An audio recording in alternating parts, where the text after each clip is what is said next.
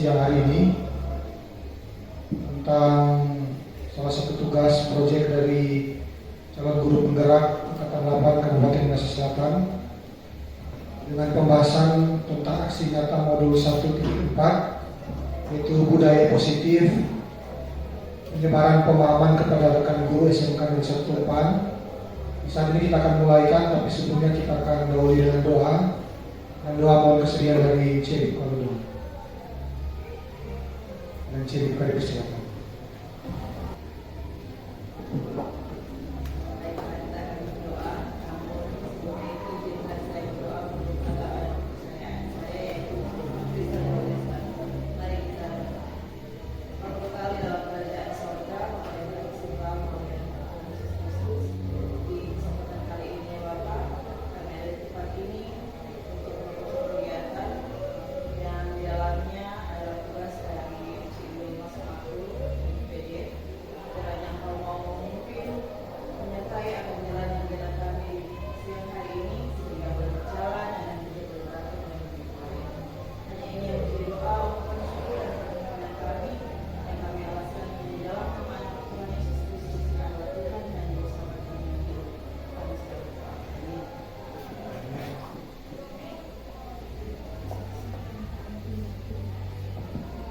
Mengucapkan terima kasih pada rekan guru Ludong yang sudah membuka dengan doa kegiatan kita di saat ini.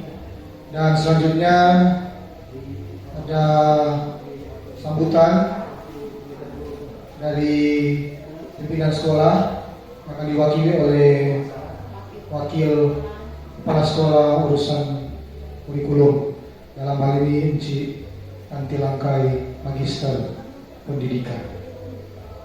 Silakan.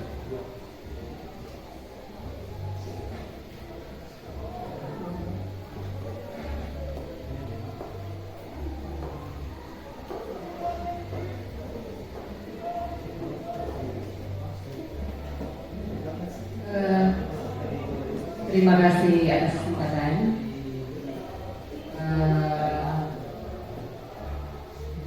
Mengatasnamakan pimpinan sekolah, kepala sekolah Bapak Dr. Andes Bredilengkong yang saat ini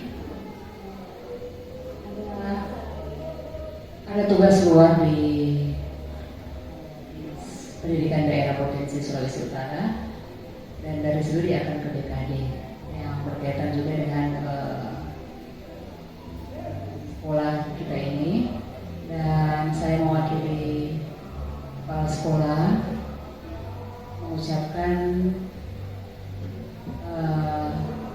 selamat lagi kepada Ibu Wilma Sumakol, Magister Pendidikan, yang kali ini adalah langkah kedua dalam proses pemenuhan aksi nyata untuk pencapaian tujuan di CGP, dan berharap kali ini juga akan memberikan pengalaman kepada kita, sekaligus juga memasukkan masukan ke depan dengan apa yang didapat hari ini.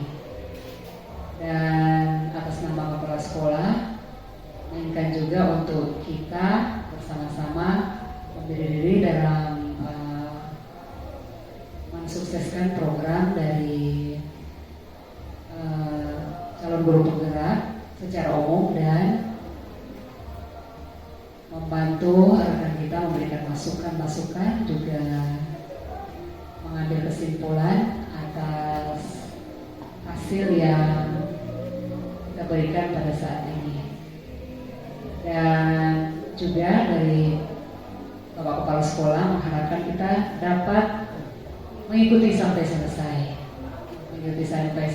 dan bersama-sama kita mengambil hikmah, sisi positif yang akan didapat untuk kita implementasikan di SMK Negeri 1 Tupan. Selamat berjuang kepada Ibu Wilma, dan selamat mengikuti kita semua. Satu semangat lagi untuk kita bahwa calon guru penggerak sekarang angkatan 10 sudah dibuka, dan dari sini kita berharap kita mendapatkan pengalaman yang positif. Di atas nama kepala sekolah mengucapkan selamat bertugas kepada Ibu Wilma,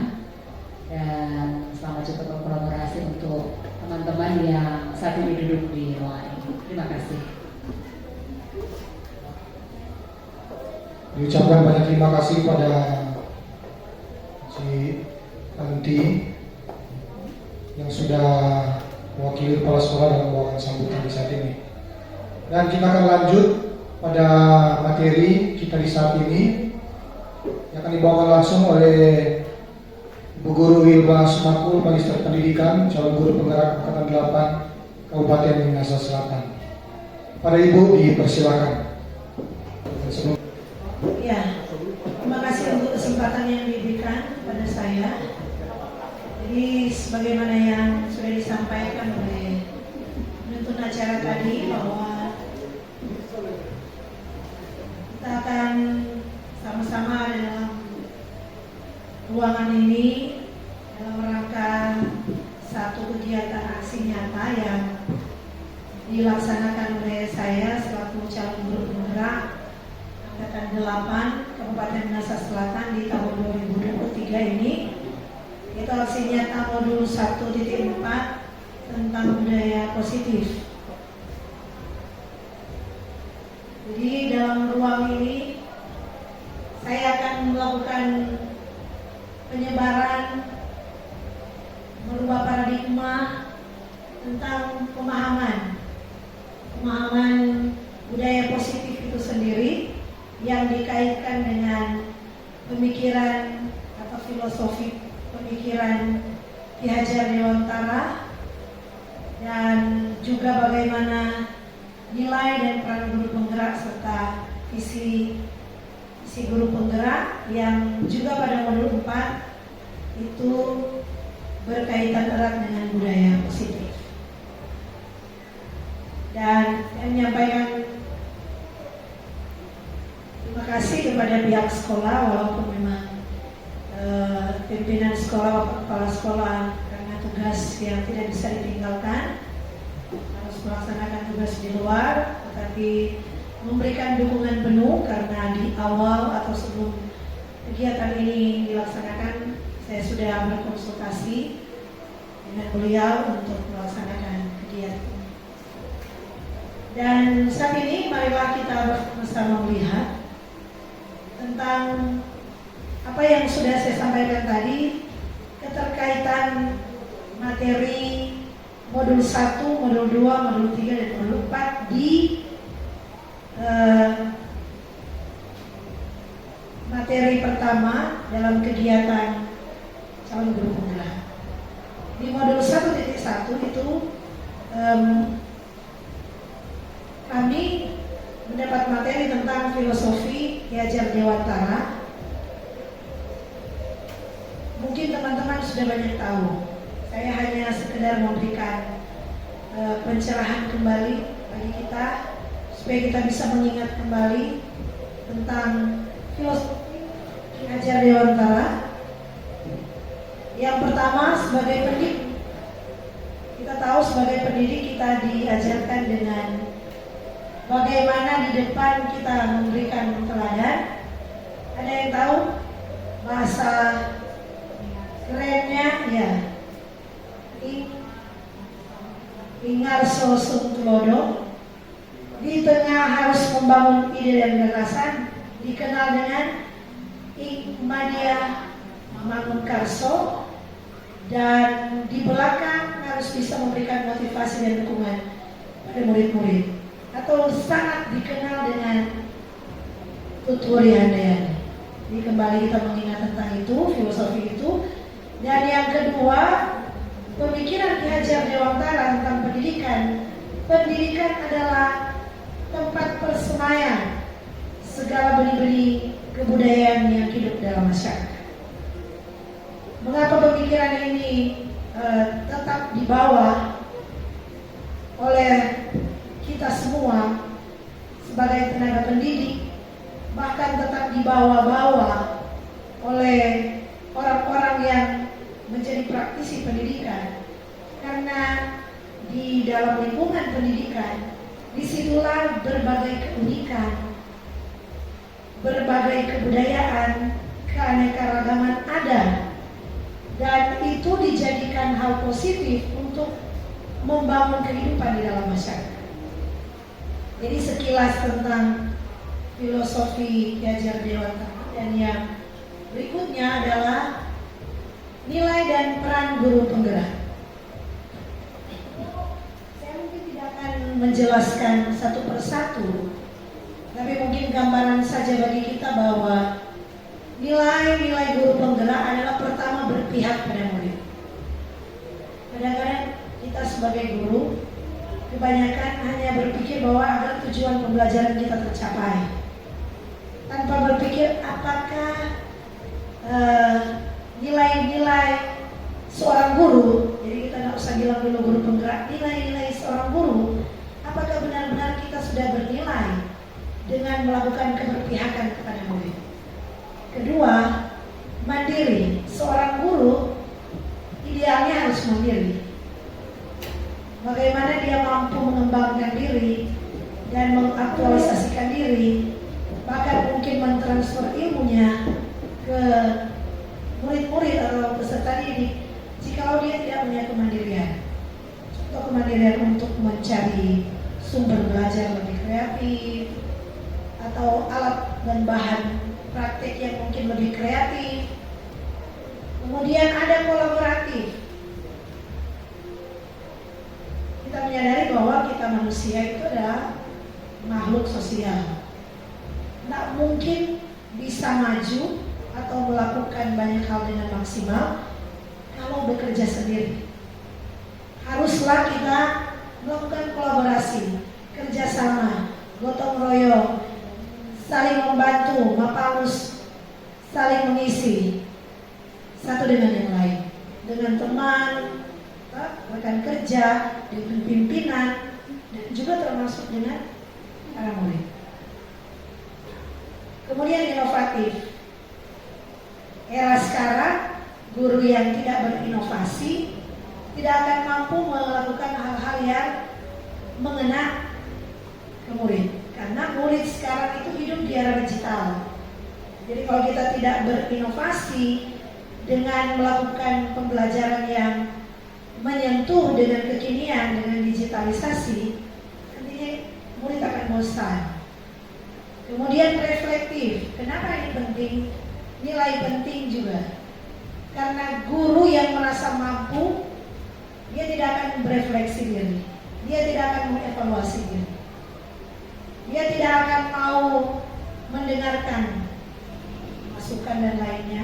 Makanya perlu berevaluasi, merefleksikan apa yang sudah saya lakukan untuk mengambil langkah maju ke depan, sehingga apa yang akan dilakukan berikutnya hasil dari refleksi dirinya, supaya dia bisa maju mewujudkan apa yang dia. Kemudian ada peran. Ini di situ memang disampaikan peran guru penggerak. Orang sama menuju ke sana. Ada Ibu Tanti, ada beberapa teman guru juga yang lain yang sudah berproses ke sana. Seorang guru harus mampu menggerakkan. Guru penggerak itu perannya adalah menjadi pemimpin pembelajaran. Pemimpin pembelajaran bukan berarti kita hanya menjadi pemimpin saja, menyampaikan teori pembelajaran kepada anak tanpa memperhatikan apa yang menjadi kebutuhan anak. Tetapi menjadi pemimpin pembelajaran adalah kita yang menuntun. Kita menjadi garda terdepan menuntun anak-anak untuk menemukan apa yang dia harapkan, apa yang dia inginkan dengan potensi dirinya untuk mencapai tujuan pembelajaran itu. Kemudian menjadi coach bagi guru lain.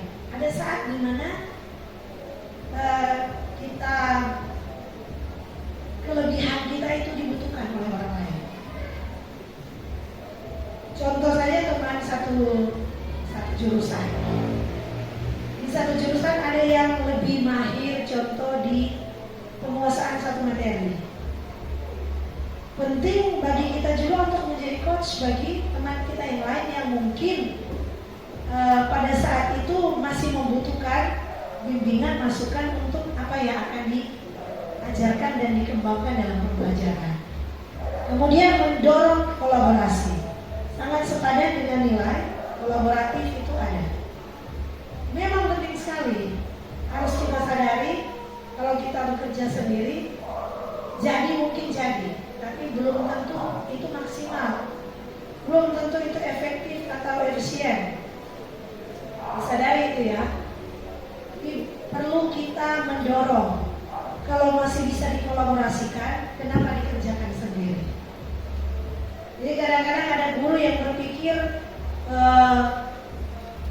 saya ini mampu, biarlah itu menjadi milik saya, apa yang saya ketahui.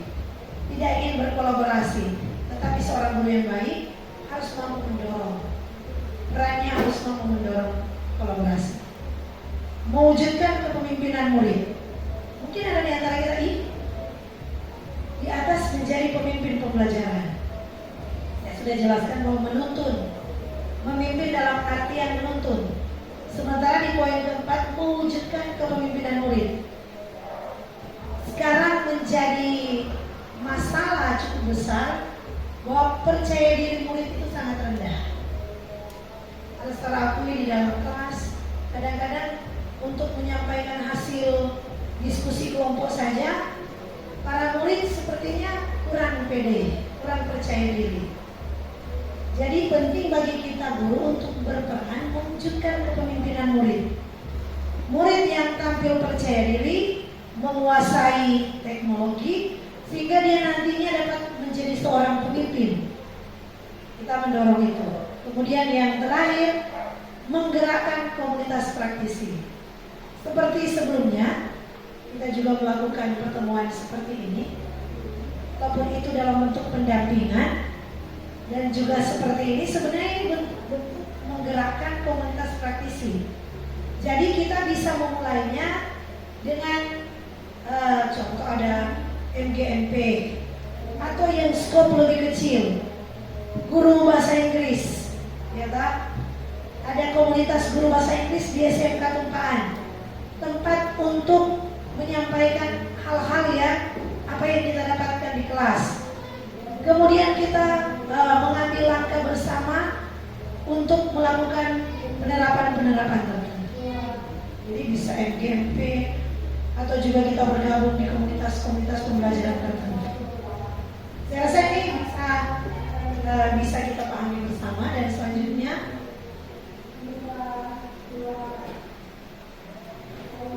di modul 1.3 itu ada visi guru penggerak.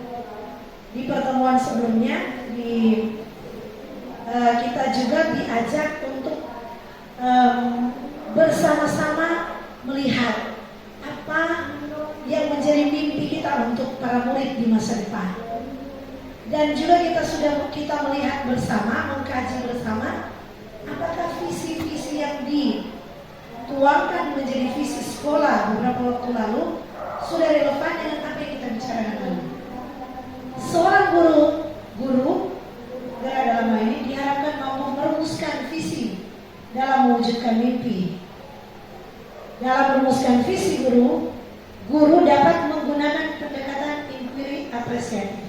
Waktu lalu juga saya sudah menampilkan slide. Ini ada penjelasan inquiry apresiatif adalah suatu filosofi, suatu landasan berpikir fokus pada upaya kolaboratif untuk menemukan hal positif dan orang dalam suatu organisasi dan dunia di sekitarnya, baik di masa lalu, masa kini maupun di masa depan. Itu disampaikan oleh Cooper Ryder dan Whitney dalam bukunya di tahun 2005. Jadi bisa diingat bahwa seorang guru harus punya visi, harus juga mampu merumuskan visi. Apa yang hendak saya lakukan supaya para murid saya semuanya bisa naik kelas? Apa yang saya inginkan? Siswa yang berakhlak mulia. Atau lalu disampaikan oleh Sir Erdin, orang itu aset bangsa yang harus benar-benar kita perhatikan. Dan senada dengan apa yang disampaikan di awal bahwa kita harus menfokuskan pembelajaran kita kepada murid. Jangan berfokus pada kita sebagai guru. Untuk itu penting bagi kita untuk merumuskan ini. Dan selanjutnya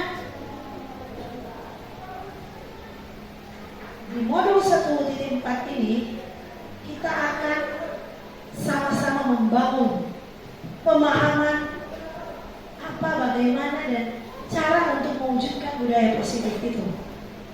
Dan untuk mewujudkan ini perlu bagi kita untuk melakukan perubahan paradigma. Karena kalau tidak memulai dari diri kita, budaya positif yang akan diterapkan di sekolah, di kelas, untuk para murid tidak akan terwujud sebagaimana yang kita harapkan. Saya akan menerapkan atau mensimulasikan, kita semua akan mensimulasikan satu kegiatan romantik. Bolehkah kita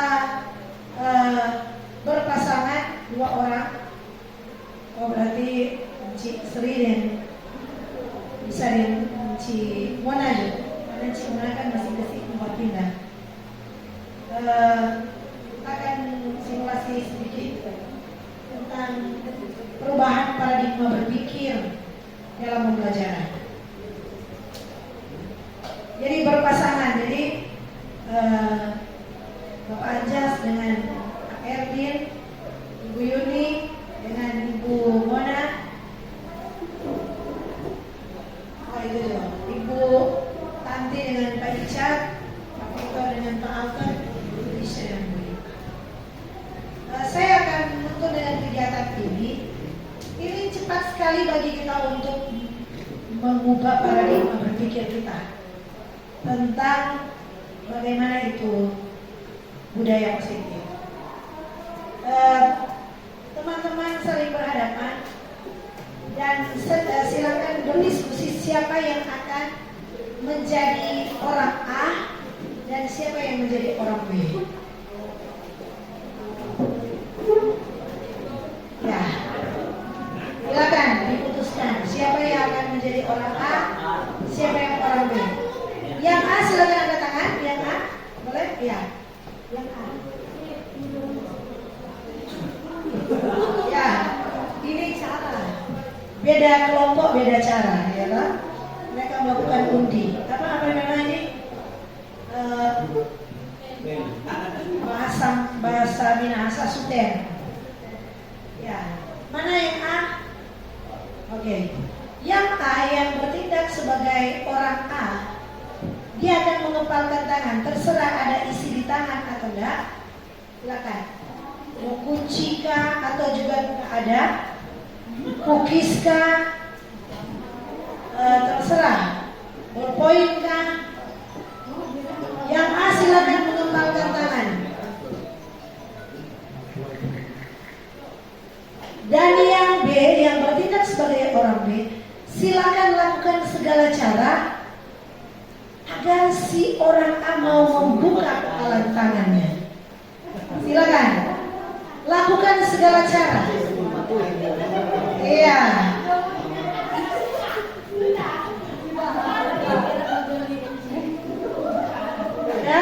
Iya. Ada yang membujuk dengan uang, ada yang menggelitik atau dia gile. Satu saja bisa. Ada yang menawarkan memberikan kue. Ada yang mungkin dengan cara mengancam. Oh, mana udah, gimana? Silakan lakukan. Saya beri waktu 2 sampai 3 menit. Ya. Sudah? Dan silakan masing-masing setelah diskusi, setelah simulasi, masing-masing kelompok akan presentasi apa yang terjadi. Dia ada buka atau enggak? Ampuh tuh ada bikin apa? Tindakan apa yang ampuh? Atau ada pemikiran lain? Ya. Silakan diskusikan. Masih ada 1 menit. 1 menit.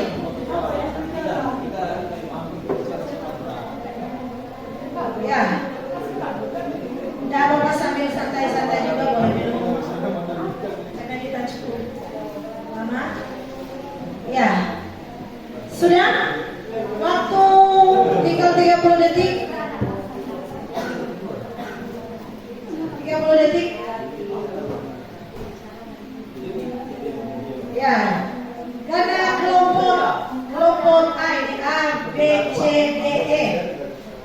kelompok A sudah selesai, silakan menyampaikan apa yang disimulasikan itu dan cara apa yang ampuh. Silakan.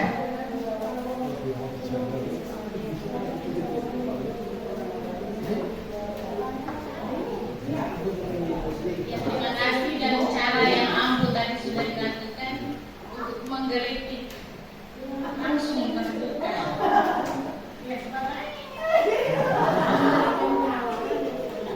Ya, mari kita beri tepuk tangan untuk kelompok A dan lanjut ke kelompok B. Silakan.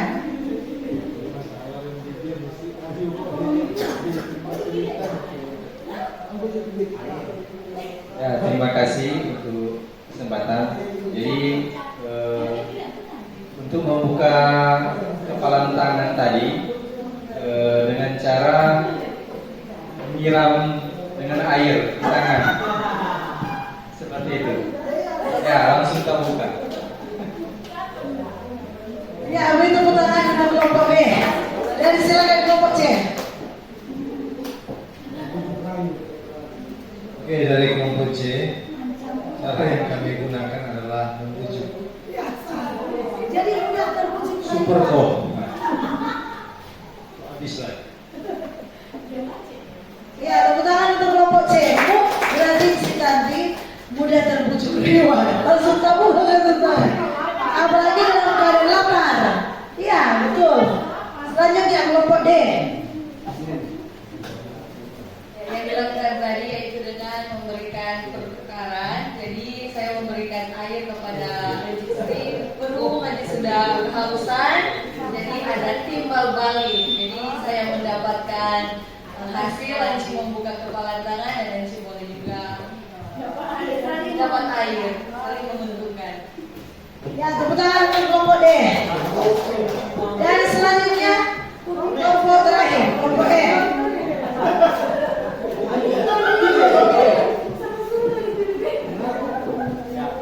Terima kasih untuk saya membujuk teman saya di samping dengan memberikan sesuatu yang lebih kepada dia. Bukan dia akan memegang cookies satu-satukan dengan 3 cookies. Terima kasih. Oh iya. Jadi dari hasil stimulasi ini, hal apa yang kita dapatkan? Hal apa yang kita dapatkan dari simulasi ini? Ya, silakan, Ibu Tanti. Terima kasih atas kesempatan. Dari berbagai cara di 1, 2, 3, 4 kelompok, saya bisa simpulkan bahwa kelompok D itu setiap individu itu memiliki karakter pribadi yang berbeda. Kemudian untuk mencapai tujuan dari pihak A, tentu tiap-tiap individu itu memiliki macam-macam cara yang unik sampai tujuan itu tercapai. Nah, pendekatan-pendekatan apa yang harus kelompok A lakukan, tentu sesuai dengan penerimaan dari